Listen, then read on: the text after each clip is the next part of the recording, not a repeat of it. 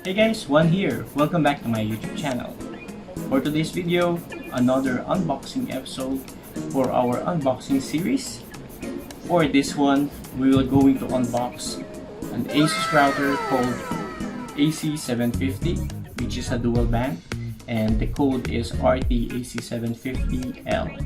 So, kung bago pa lang po kayo sa channel na to, kindly click subscribe and hit the bell icon.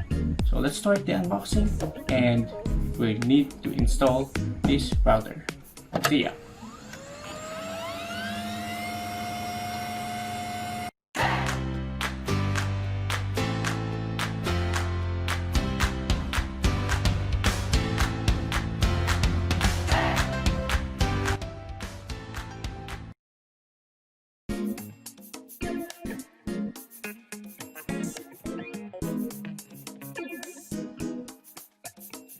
Okay, so before we proceed for the unboxing, discuss muna natin kung ano yung purpose, kung bakit, or kung para saan itong i-unbox natin ngayon.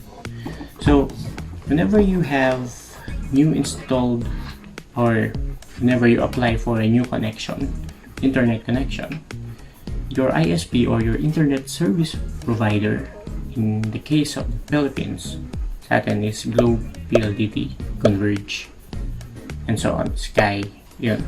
So, magbibigay sila nung pinaka router. Ito, yung parang ganito sa Globe. So, basically ito yung magkoconnect sa'yo, pupunta ka sa internet. Pero, ito, napaka-limited nung features na binibigay dun sa magko-configure or dun sa admin. So if you are an advanced user, may sobrang S. If you are an advanced user, then definitely mag-go ka dito kasi medyo mas handy yung mga features ng ating ASUS router. Now, bakit ASUS yung pinili natin? Before we decided to go with ASUS is we are actually looking into Tenda and yung isa pa is TP-Link. Kung magsa-search kayo sa Google, laging top 5 si ASUS, and then andun din si TP-Link. Although lagi mas mataas yung rank ni ASUS. So, and looking into some forums, mas naging confident ako with ASUS. Kaya nag-push through ako to purchase it. Okay. So, some of the features that we have for this ASUS is yung isa, meron siyang parental control, and ang pinakagusto ko, meron siyang application that will enable you to control the router. Unlike sa traditional na router natin na nandito, ang gagawin is kailangan mo mag-sign in dun sa default or dun sa mismong application niya, web app, and dun mo i-configure yung router. With the ASUS, mamaya try natin kung ano ba yung mga features niya dun sa mobile app, and it's actually a good thing to have, especially kung ikaw yung magmamanage ng network sa bahay ninyo. Okay, the dual band na term. Ito, dual band. Bakit dual band siya? There are two types of routers na pwede mo mabili sa labas. The first one is the single, and the second one is the dual band. Dual band kasi nagsusupport siya ng dalawang frequency. So, ano yung mga frequency na yun? We have the 2.4 GHz frequency and the 5 GHz frequency.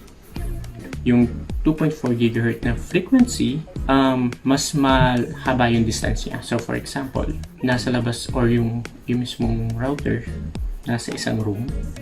So, yung mga magko-connect sa labas, gagamitin nila yung 2.4. Kasi, kaya mag-penetrate ng 2.4 GHz sa walls. So, wala siyang pake kapag may pader. Lalabas yung signal doon. Ang disadvantage ng 2.4 is that dahil standard siya, maraming interference. I mean, konti lang kasi yung range niya. meron lang siyang 11 channels. So, pag pinag-aralan nyo yan, meron siyang 11 channels. And yung non-overlapping channels niya ay 3 lang. So, either 1, 6, 11, and so on. Unlike kay 5 GHz, meron kang 21 nga ba? Basta, 21 non-overlapping channels. So, ganun siya katindi. Pero, yung disadvantage naman ni 5 GHz is that hindi siya pwedeng ng mas malayong range. So, ideal lang siya kung malapit ka sa router. Kaya, mas magandang option to kasi kung ikaw ay mas malapit sa router, dun ka magko-connect.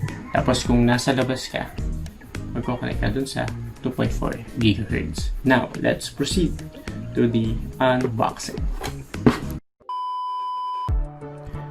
Let's now do the actual unboxing.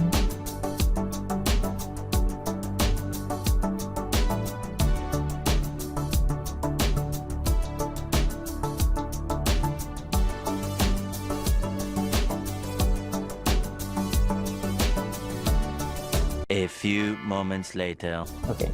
So, meron tayo first nung kanyang manual. Quick start manual. Ayan po. Okay. Meron tayong VIP warranty notice. Tapos, okay. Ito yung kanyang power adapter. Ina-assemble pa. Tapos, yung mismong router.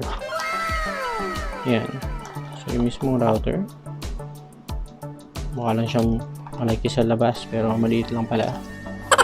And then, yung kanyang RJ45 na cable. So, check lang natin kung yun yung ina-expect natin. Sabi niya dito, dito sa box, package contains the Wi-Fi router. You know, package contains the Wi-Fi router, the RJ45, the quick start guide, and the power adapter plus the warranty card. O, tama naman. Okay, so ito na yun. Ito na yung pinakahihintay natin na Wi-Fi router. Tada! Okay. So, ayan. Tanggalin lang natin tong casing niya. Okay. Tapos meron siyang apat na antena. Okay. So, bakit apat yung kanyang antena?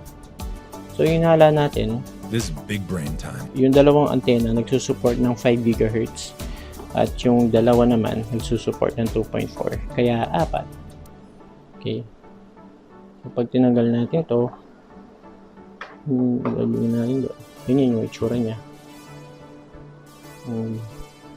Para mas kita, lagyan natin ng white background.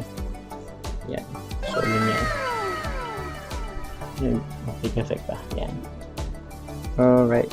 So, discuss lang natin kung ano yung mga nasa likod. So, unfortunately for this model, wala siyang USB plug. So, meron lang tayo nitong switch. Meron tayo ng reset button. Ito, meron tayo ng kanyang one cable. Then, we have the LAN. And then, we have the adapter. So, ito, itong mga to, naka-describe rin naman sila dito. So, although, standard naman kasi sila. So, ayan. Idikit nyo lang po siya dyan. So, kung ano yung mga nakasulat dyan, yun yung ibig niyang sabihin. Okay. Cool. So, gagawin natin ngayon, try natin siyang i-connect. Try natin siyang i-connect sa ating router na galing kay PLDT. A few moments later. So, ayun guys, nakakuha na tayo ng cable. And, balikan ko lang ulit. Ito yung kanyang adapter. So, meron siyang dalawang option.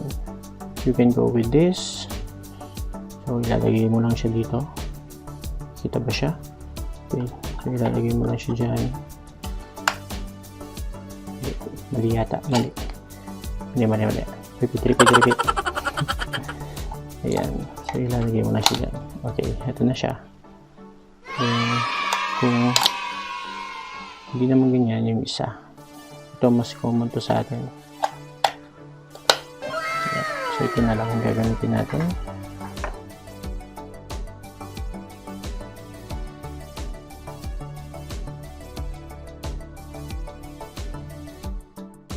Tapos saksak lang natin sa ating DC. Okay, there you go. Tapos ito na yung ating LAN. Ito galing to sa ating router. So ilalagay natin siya dito. Don't be confused with the color. Pero existing ko lang po na RJ45 to. Okay, hindi siya nag-click. Ayan. So dapat meron siya nung ganung sound. Ulitin natin. Ulitin natin yung sound. Yun. Dapat yung ganun siya. So buksan natin.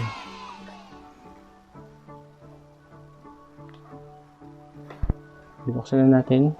Pero hindi pa natin binuksan yung ating extension. Magaling. Okay. Ayun. So meron na tayong indicator. Ayan na.